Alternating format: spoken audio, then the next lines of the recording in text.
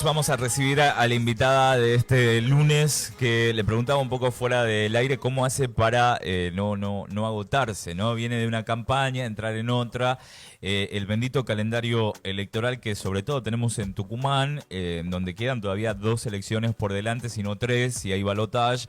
Y bueno, cómo va viviendo, ella es precandidata, ahora que va a competir en las PASOs por el espacio de la izquierda, precandidata a diputada. Alejandra Arregues, gracias por estar aquí con nosotros, muy buenos días. ¿Qué tal? Buen día, Roque. ¿Cómo estás?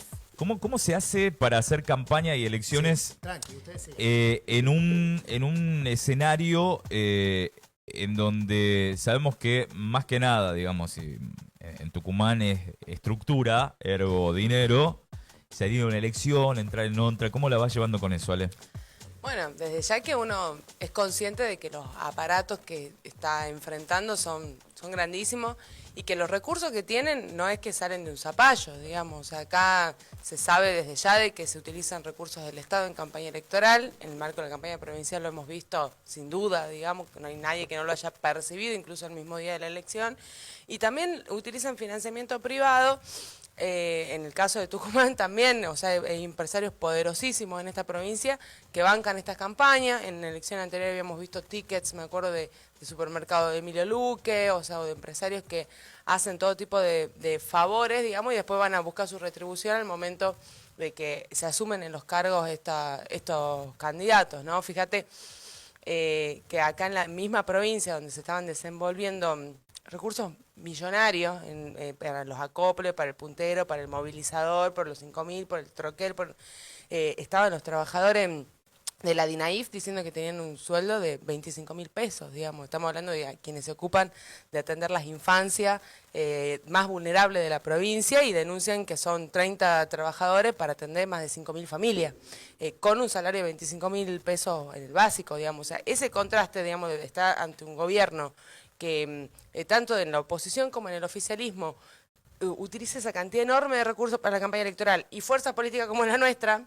que somos de trabajadores, nuestra lista hay cosecheros, trabajadores de los ingenios, de la alimentación, docentes, enfermeros, enfermeras, médicos.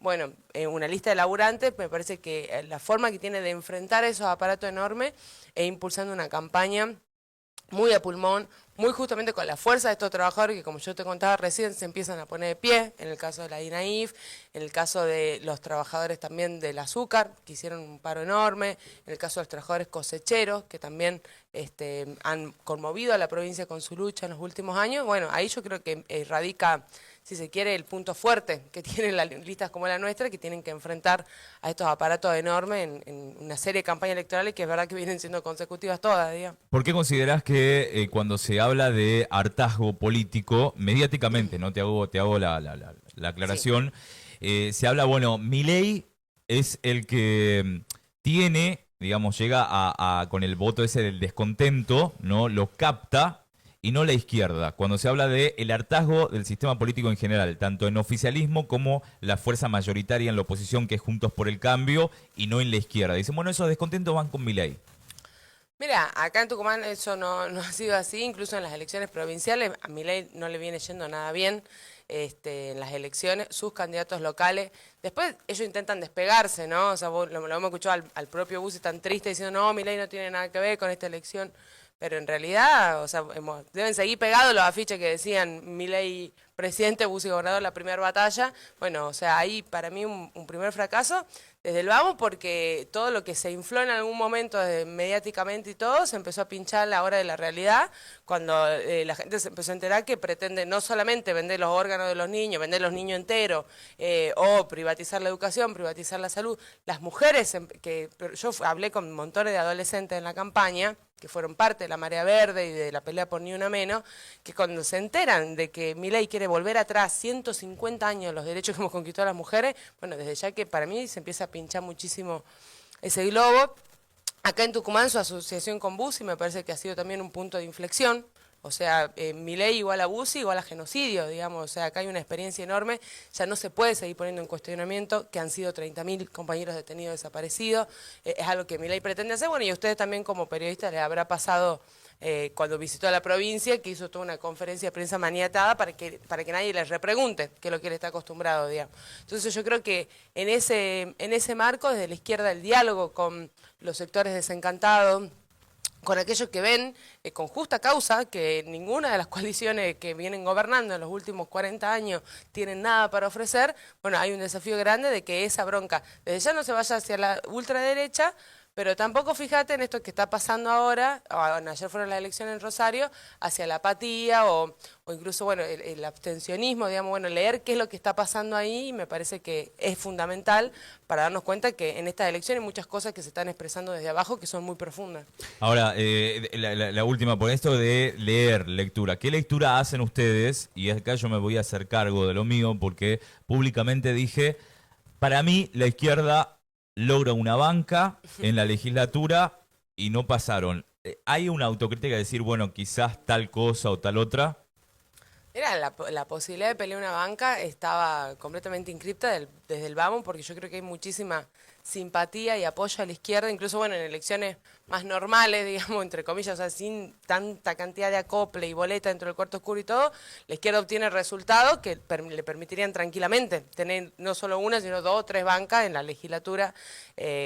¿Solo por el sistema electoral o hay algo que no están haciendo? Hay un factor muy importante que tiene que ver con eso y después también yo creo que hay que en un sentido redoblar los esfuerzos, buscar cómo llegar incluso a muchos sectores que por ahí ven que que el voto de la izquierda capaz es no sé, medio testimonial o pasa todo, bueno, yo los banco pero no van a llegar, digamos. Bueno, yo creo que eso también hay que empezar a desmitificarlo, o sea que no es lo mismo si la izquierda está o no está, que esto ya está recontra demostrado, fíjate Jujuy, digamos, donde si la izquierda no estaba dentro de la Convención Constituyente, el pueblo jujeño ni se enteraba lo que ahí adentro estaban planeando el peronismo con Morales, los radicales, etcétera, que era entregar básicamente todo el litio de la provincia, prohibir la protesta, pretender la concentración del poder público en la figura del gobernador. Bueno, esas decisiones que ellos no las dicen en campaña, porque Morales no había dicho en campaña lo que iba a hacer. El peronismo tampoco había dicho que le iba a votar todo lo que Morales diga, o sea, ellos se presentaron en elecciones diciendo que eran opositores a Morales, bueno, y la izquierda es la única fuerza política que en Jujuy, en Tucumán y en todo el país se presenta en las elecciones diciendo lo que va a hacer y después mantiene una coherencia que yo creo que eso hace, le da mucha fuerza, digamos, que el hecho de que yo te diga, mira, ustedes a mí nunca me van a ver de otro lado que no sea del lado de los laburantes, jamás me van a ver en una alianza con alguien que esté en contra de los derechos de las mujeres, nunca jamás me van a ver en la vereda del frente de las docentes, de los pueblos originarios, bueno, y eso poder sostenerlo, digamos, en el tiempo, en los hechos, yo creo que le da una fuerza muy grande y que para los tiempos que se vienen hace que sea más necesario que nunca, digamos, o sea, que la izquierda esté, que la izquierda salga fuerte de estas elecciones, que me parece que sería un gran mensaje político en el marco de una campaña que, bueno, todavía no hemos hablado, pero a nivel nacional me parece que el escenario está bastante complicado, digamos, o sea, si vos lo tenés a Massa, que te promete ajuste, te dice de que hay que juntar los dólares como sea, como de lugar, que hay que pagar sí o sí, lo tenés a Bullrich y a Larreta peleándose por cuál va a ajustar, si en 100 días o en 100 horas, o cómo van a reventar primero la cabeza a los trabajadores. Bueno, hay un escenario muy difícil y yo creo que en ese sentido el voto a la izquierda no es testimonial de ninguna manera y es todo un mensaje político y es darle fuerza a la única fuerza política que después en los hechos estamos acompañando todo y cada una de las peleas porque somos parte de las mismas filas de los laburantes, digamos. Lo primero que tengo para sumar a este debate, para todos, porque encima se empieza a sumar la gente, ya estarás viendo vos algunos comentarios, me llega el mensaje. Lo primero que tengo para sumar es, yo conozco a Ale Arregues de la secundaria. ¿Conocen? Sí, ¿no? sí, pero no somos amigos, hay que decirlo, pero nos conocemos, ella iba a una promoción más chica que yo. Y debo decir que si hay algo que tiene es coherencia, porque cuando discutía allá en las épocas del centro de estudiantes, hablaba en los mismos términos. Hablaba en los mismos términos. Ya se rompió esto alguna vez. Se pone tenso. Sí. Se pone tenso. No, entonces le salió a alguien el otro día. Debo decir de que yo la escuché hace 20 años decir estas ideas y las sostiene, entonces eso merece un reconocimiento en épocas donde muy poca gente sostiene ideas. Pregunta.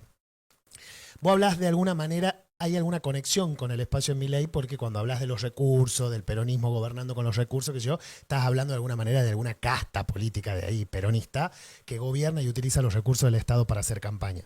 Pregunto, la izquierda, la primera pregunta que me la tiran, de hecho, por eso ¿cómo hace campaña y de dónde se financia? La primera. Y después vamos a una más respecto a, para que la vayas pensando, ¿qué opinás del planteo que es tendencia en estas horas, es si dolarización sí o dolarización no? Y cómo haría la izquierda en caso de llegar al gobierno para, bueno, sabemos que los dólares son importantes, pero ¿cómo haces para sostener al peso como moneda de circulación? Digo, no estoy planteando, Bien. no estoy diciendo que estoy a favor o en contra, estoy tirándote las preguntas. Empecemos de qué vive la izquierda, cómo se sostiene. ¿Cómo se sostiene la izquierda? Bueno, nosotros somos una corriente que se autofinancia. Somos, bueno, como yo contaba recién, un partidos de trabajadores y trabajadoras. En el caso del PTS, mi corriente, nosotros con nuestros propios aportes, digamos, mensualmente, nos financiamos la política en general. Y que la hacen una campaña especie de vaquita, digamos, para que la gente entienda que está sí, del otro lado. Bueno, ponele que sería una especie de vaquita, digamos, pero es eso, con recursos propios, que incluso en la campaña provincial es donde ese contraste más choca, digamos, porque el Estado ni siquiera garantiza algo elemental, que es que todos los partidos puedan tener recursos para imprimir las boletas. Claro. Digamos. No sé, de hecho, si se acuerdan que cuando hubo todo el fallo de la Corte, hubo todo un rum porque Totalmente. si llegaban eventualmente a pedir que se reimpriman las boletas, el resto de los partidos no tenía ningún problema, pero para la izquierda significaba un gasto enorme, imposible Sin poder de afrontar. participar, digamos. Exactamente. Corría el riesgo ese, digamos. Eso por poner un ejemplo, digamos, Claro. además de lo evidente de que nosotros no tenemos las pautas millonarias, etcétera, etcétera, digamos. En las elecciones nacionales, bueno, está la pauta cedida por los espacios gratuitos, por ley por el Estado, y también con recursos propios nos autofinanciamos. Pero esto yo quiero explicar un poco más, aprovechar, porque tiene en realidad la virtud de ser la forma en la que uno se garantiza también la independencia política. Exacto. O sea, que nadie te financie, que nadie te esté poniendo la plata, te deja las manos libres para que vos puedas después cumplir con lo que vos dijiste y hacer lo que dijiste que ibas a hacer, y nadie te está condicionando y diciendo, no, mira, a tal empresario del transporte a él no lo puedes tocar, porque él ha financiado la campaña para que fulanito sea concejal. Bueno, después fulanito es concejal, ¿y qué pasa? Los empresarios del transporte piden aumento y lo primero que hace es levantar la mano, se reúne el consejo, bueno, y el tarifazo, ¿quién lo paga? Nosotros, los trabajadores. Entonces, eso de mantener una independencia económica, de la mano de una independencia política, yo creo que es una forma también de demostrar de que los trabajadores no solamente podemos, sino que además tenemos que hacer política. Porque si no hacemos política nosotros, los laburantes, hacen política ellos, hacen política empresarios multimillonarios. Además, yo les cuento, los diputados y diputadas del Frente de Izquierda, Miriam Bregman, Nicolás del Caño, ellos cobran como un docente, viven como cualquier laburante. No sé si ustedes saben, pero las dietas de los diputados deben ser de, no sé, 700, 800 mil pesos, una barbaridad. Ellos cobran como cualquier laburante, viven como cualquier trabajador, y el resto de la dieta lo aportan a las causas de los trabajadores, a la organización de las mujeres, a los fondos de lucha, bueno, como por ejemplo ahora se está desarrollando en Jujuy una lucha enorme.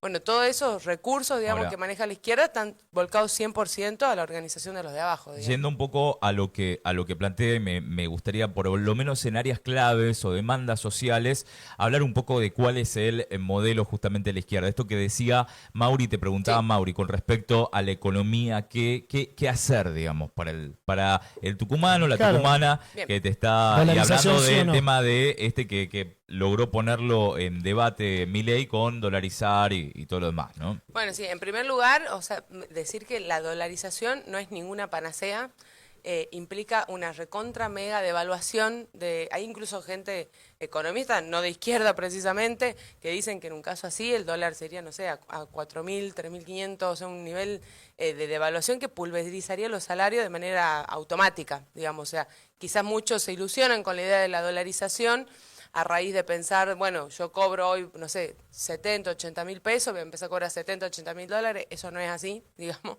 y pasarían a cobrar centavitos de dólar, monedas de dólar, y es una forma de atacar el salario, que yo creo que es inviable en el país. De hecho, ni siquiera los economistas de los asesores de las principales coaliciones, todo eso lo toman en serio como una propuesta real, pero fíjate que jugó esta función de instalar la agenda, correr toda la agenda hacia la discusión del salario, porque dolarizar es pulverizar el salario, digamos.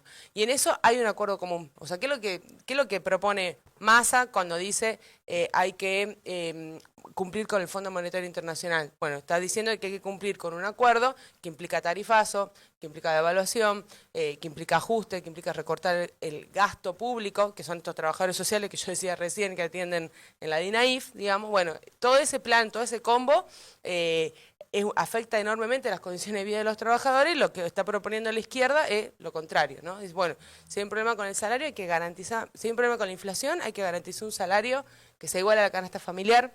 ¿Y qué hacen con el FMI?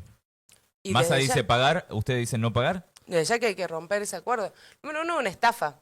O sea, el acuerdo con el fondo... Pero, a ver, yo te digo Sí. la posición que ponen del otro lado, se A te ver. cierra el mundo, digamos.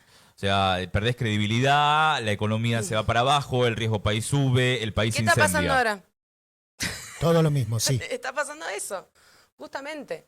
O sea, pagar el acuerdo con el Fondo Monetario, incluso ahora hay muchos sectores del propio peronismo que lo reconocen, digamos, cuando el de la izquierda decíamos, ese acuerdo con el Fondo Monetario lo único que va a hacer es traer más inflación, más pobreza, más precarización, y atar la economía y todos los bienes comunes naturales del país a las manos de las multinacionales, y es lo que está pasando. En ese momento nos decían, no, ustedes de la izquierda son delirantes.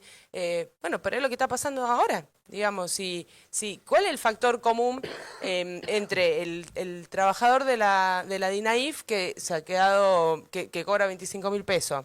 Los de ahora de Desarrollo Social y 120 técnicos de la Dirección de Alimentación que han quedado sin trabajo directamente porque los han dejado, bueno, no sé, el ministro de Desarrollo Social ha decidido dejarlos sin trabajo.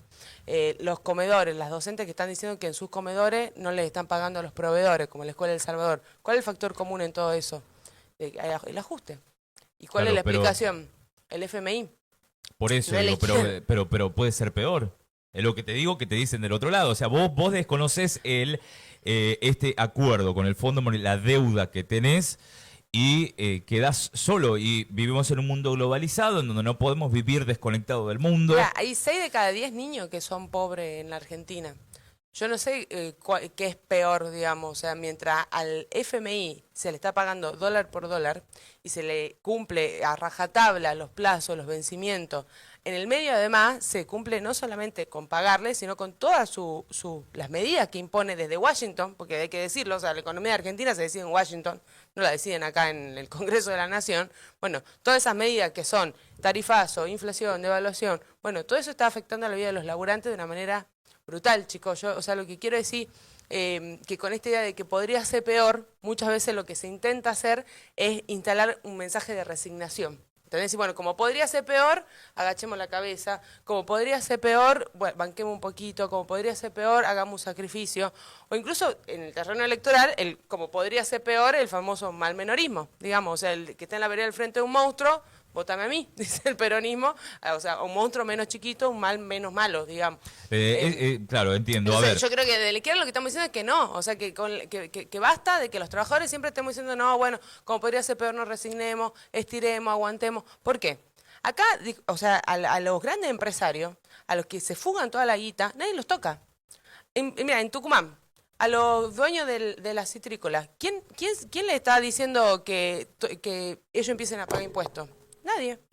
Ellos no pagan ingreso bruto y venden, exportan en dólares, ganan en dólares, tienen los trabajadores en condiciones medievales de semiesclavitud, que no hace falta que yo describa porque ya los tucumanos las conocemos, y nadie les pide nada, a los empresarios del transporte. Entonces, ¿por qué los trabajadores tenemos que tener un ajuste sobre nuestro bolsillo con o por la vía de los subsidios, porque los subsidios los pagamos nosotros, o por la vía del tarifazo, porque el boleto lo pagamos nosotros, para que un puñado de empresarios siga haciéndose rico con el transporte? La izquierda lo que viene a decir que no todas las soluciones son lo que están diciendo ellos, porque eso no son soluciones, eso afectan a los trabajadores. La izquierda es la que dice, ¿por qué no se estatiza el transporte público y se pone bajo control de los trabajadores y usuarios, que somos los que de verdad estamos interesados en que el transporte llegue a todos los barrios donde nosotros vivimos, ande con una frecuencia Porque todo lo decente. público, yo te digo el otro Bien, otro dale. argumento, porque todo lo público nunca funcionó, porque cada vez que estuvo una empresa en manos ¿No de funcionó? el Estado se fundió. Por eso yo te digo. Porque... Por eso yo te digo que... Porque. Bueno, yo te estoy diciendo, por eso bajo control de los trabajadores y usuarios. Nosotros no queremos esa corruptela de funcionario. Porque está instalado que porque cada vez que algo fue público no se cuidó porque el empleado la fundió. Pero vos crees porque... pero vos crees que los trabajadores, que somos los que usamos el transporte, los propios choferes, los usuarios del transporte público, no podríamos gestionar diciendo, mirá, la clave es que el transporte pase por aquí con esta frecuencia. Los choferes no dirían, hay que garantizar nuestros derechos laborales, que es algo que no hace la etat, o sea, recibe los subsidios del Estado para pagar salario y no paga los salarios, tenés después la medida de fuerza de los choferes, porque no cobran, básicamente, y le dicen al pueblo, bueno, entonces ahora hay que aumentar el boleto, bueno, entonces ahora hay que darle a ellos más subsidios, que lo pagamos nosotros, o sea, yo te digo, eso es una estafa, por más que se venda como algo normal, natural, así fue, y será, no. O sea, es una estafa. Bueno, en esa estafa nosotros no estamos diciendo, bueno, que vuelva el Estado a la corruptela de los 90 gestionando los servicios públicos. No, nosotros estamos diciendo que los trabajadores, los usuarios, podemos, en el caso de DET lo mismo, en el caso de las cosas que son básicas, o sea, que vos puedas entrar a tu casa y prender la luz, no puede ser algo que se te lleve el 10% del sueldo. Es una locura, ¿entendés? El gas, llega a tu laburo, bueno, todos los servicios públicos estatizados, pero bajo control de los trabajadores, no de los funcionarios corruptos, no de la gente que va y haga carrera y se acomode ahí para salvarse solo, sino de los propios laburantes y los propios usuarios. Yo creo que es una salida de fondo que solamente planteamos desde la izquierda, porque nuestra forma de hacer política no es pensando cómo funciona todo este sistema, digamos, la ganancia de un puñado, sino en beneficio común para la inmensa mayoría de los trabajadores, que somos los que movemos el mundo, y sobre los que de repente quieren descargar una crisis que nosotros no hemos generado, porque nosotros no tenemos nada que ver. Lo primero es aclararte en vivo y también para toda la gente, nosotros lo que estamos intentando es que poder hacerte esas preguntas que hace la gente para que vos podás llevarle ese discurso y la gente también comprenda por qué defendes tanto estas ideas, lo cual está muy bien, no es nuestro objetivo, mucho menos ni incomodarte ni para nada. Digamos. Está acostumbrada. Yo sé que está acostumbrada, Ale, pero lo aclaro porque por ahí nos ponemos en una situación en contra, tipo, somos como Calabro, ¿viste? ¿Qué pasa si, supongamos que llegan al gobierno, ¿no? Hagamos una hipótesis. Sí. ¿Cómo resolverías hoy problemas que tiene la Argentina que son estructurales, ¿no? Mientras tenés que solucionar un 50% de pobreza, o 40 y pico, también tenés que solucionar un 10% de inflación mensual, le gusta a quien le guste, estamos al orden del 10%, aunque publiquen 6%, y tenés que solucionar una moneda fuerte que no tenemos, y en un contexto donde sí, hay que decirlo, ahora hay mucha mano de obra y hay mucho empleo, porque también el dato es cierto, así como decimos una cosa, decimos la otra, y recuperar el poder adquisitivo de los trabajadores y ¿cuáles son esos conceptos que vos implementarías o que la izquierda tiene para solucionar estos problemas que son elementales? ¿O crees que hay salidas únicas o que hay mixuras? ¿Crees en esto que dice Larreta y Massa de se necesitan para determinados problemas acuerdos programáticos de 10, 15, 20 años al estilo la Moncloa o no? Que ellos tienen un acuerdo programático, yo no tengo la menor duda, y que eso que ellos acuerdan no tiene nada que ver con lo que planteamos la izquierda también. Bien. Mira, en primer lugar recién hablábamos del Fondo Monetario Internacional, que además, o sea, no está de más decir, se trata de una deuda completamente ilegal, ilegítima, fraudulenta, que se está pagando con el hambre de los niños y las niñas en Argentina. O sea, esto suena catastrófico, pero es real, digamos. Hay niños y niñas que pasan hambre y el Estado paga la deuda, digamos. Bueno, en segundo lugar, además de no pagar la deuda, todos esos recursos tranquilamente podrían volcarse sobre un plan de obra pública en la Argentina que dé respuesta a estas necesidades. Por ejemplo, a la infraestructura escolar, a hospitales, a la vivienda.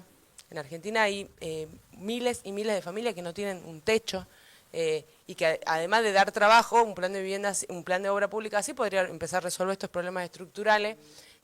También estamos planteando el tema de la fuga de capitales, cuestión que tranquilamente podría empezar a resolverse con la creación de una banca estatal única, nuevamente bajo control de los trabajadores y usuarios, digamos. O sea, fíjate que todos los bancos privados son un factor fundamental en la fuga de capitales que no la hacen ni vos, ni yo, ni lo que Claro. estamos viendo, digamos, no somos fugadores, sería la gata, llegamos a fin de mes. Bueno, los que fugan los capitales cuentan con todos esos mecanismos legales / ilegales de todo tipo y color. Bueno, si se concentrase todo el ahorro nacional, toda la producción nacional bajo control de los trabajadores, se podría incluso planificar la economía de otra manera, no solamente para activarla por la vía de la obra pública, sino incluso dando crédito a los pequeños comerciantes. Que hoy no lo tienen, ¿no? O sea, hoy los que acceden a grandes beneficios impositivos, bancarios, etcétera, son los grandes empresarios, que acá en Tucumán son un puñadito de 5 o 6, y a nivel nacional, ¿cuántos son? 10 o 100, no sé. Sí. Bueno, volviendo a eso, la concentración que hay del comercio exterior en manos privadas, que en la provincia de Santa Fe vos tenés 5 puertos que están controlados por un puñado de cerealeras, donde si ellos deciden sentarse sobre la silobolsa y no exportar, listo, la Argentina termina con el peso devaluado, los que cobrábamos determinado salario el mes a mes o semana a semana nos hacemos más pobres porque un tipo decidió sentarse sobre una silobolsa y no vender y especular. Bien, bueno, contra todo ese tipo de especulación yo creo que se podría también poner todo el comercio exterior bajo control de los trabajadores. O sea, que seamos los laburantes los que podamos resolver desde abajo democráticamente qué hacer con los recursos, cómo hacer con la producción. Acá en Tucumán, mira, hemos elaborado un proyecto hace poquito, en diciembre del año pasado, con trabajadores cosecheros de distintas zonas de la provincia, ¿no? Del norte, del sur, de Montero, de Macomita, que nos hemos sentado a pensar, bueno, ¿cómo podríamos terminar en pleno siglo XXI con el trabajo a destajo? Sí. Y con el trabajo temporal. O sea, que la gente no dependa de si llueve. Por ejemplo, un día como hoy, los cosecheros no cobran. No cobran, digamos, no tienen un ingreso en el día de hoy. No cobran, y bueno, no cobran, no comen, etcétera. Termina la temporada, se quedan sin obra social. Entonces, su hijo, si no se han enfermado durante la temporada, listo, hasta el año que viene no se pueden volver a enfermar. Entonces, nos sentamos a pensar y decimos, bueno, mira, nosotros nos damos cuenta de que acá en Tucumán se cultiva limón y se cultiva caña de azúcar. Mayoritariamente. Sí. Bueno, y eso es lo que hace que el trabajo sea temporal, porque en una planta tiene un ciclo, etcétera, etcétera. Y nosotros no comemos limón, o sea, el limón sirve para la exportación.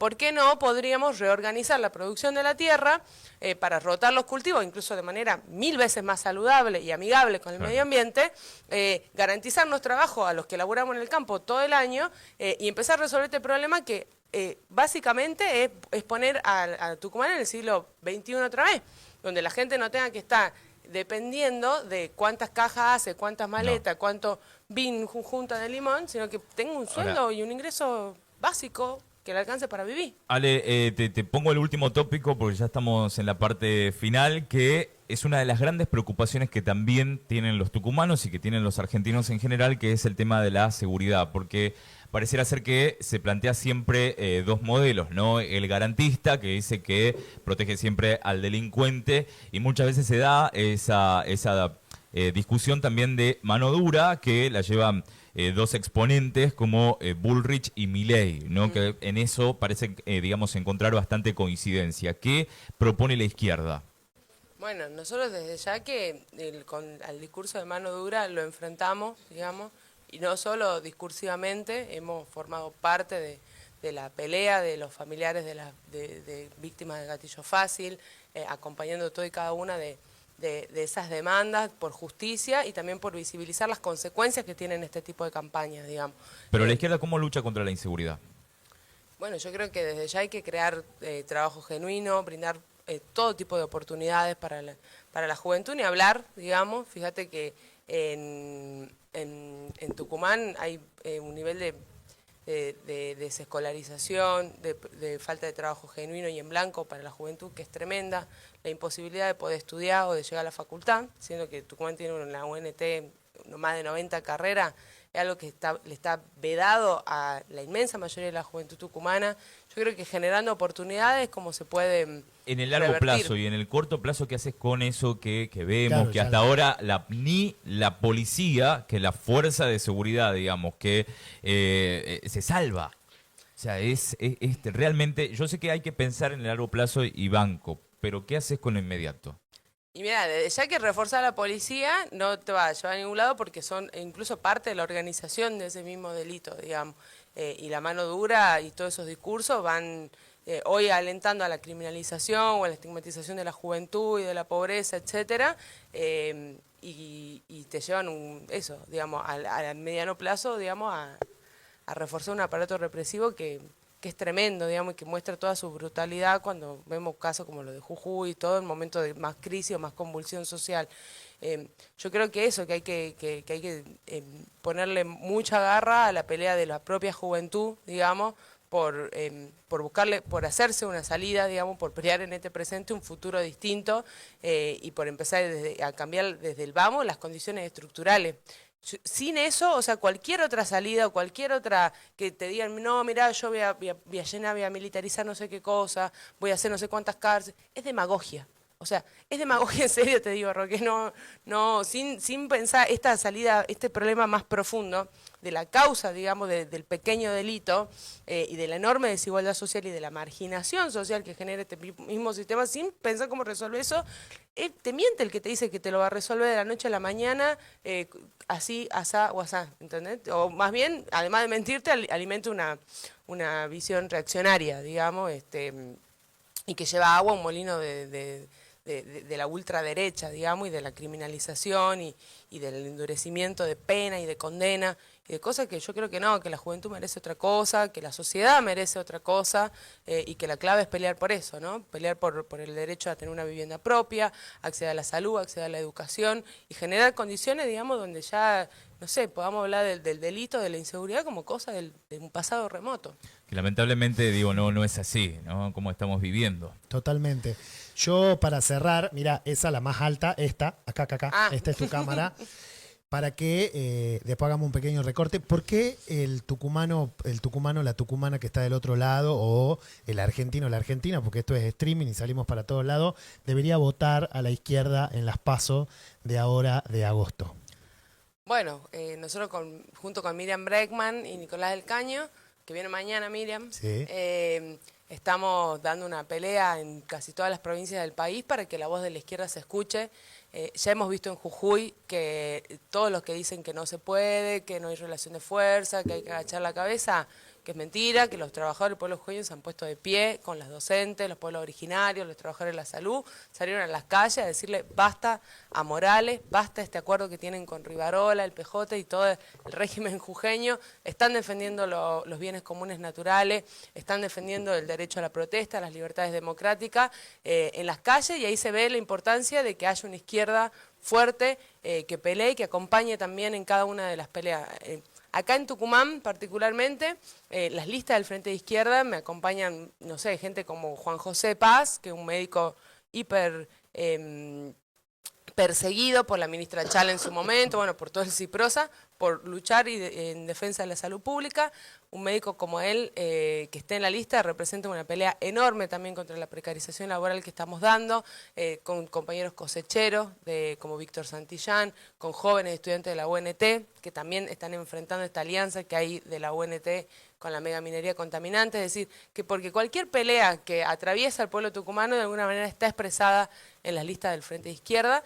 Entonces yo creo que darle fuerza a esta voz, darle fuerza a estas banderas, es un mensaje político 1000 veces más potente que quedarte en la casa con la bronca, masticando la abstención, digamos, o incluso el voto en blanco, que muchos seguramente lo están evaluando. Acá en Tucumán, de hecho, fue alto el voto en blanco en las elecciones provinciales. Bueno, un mensaje político más contundente yo creo que es eso, ¿no? Que es darle fuerza a quienes estamos diciendo de que se vienen tiempos difíciles y que hay que prepararnos y que hay que ponerle el cuerpo a lo que se viene. Ale, te agradecemos mucho la visita, gracias por haber aceptado estar en la mañana de Tucumán. Muchas gracias a ustedes, chicos. Ahí está, Ale Arregues, precandidata a diputada por la izquierda.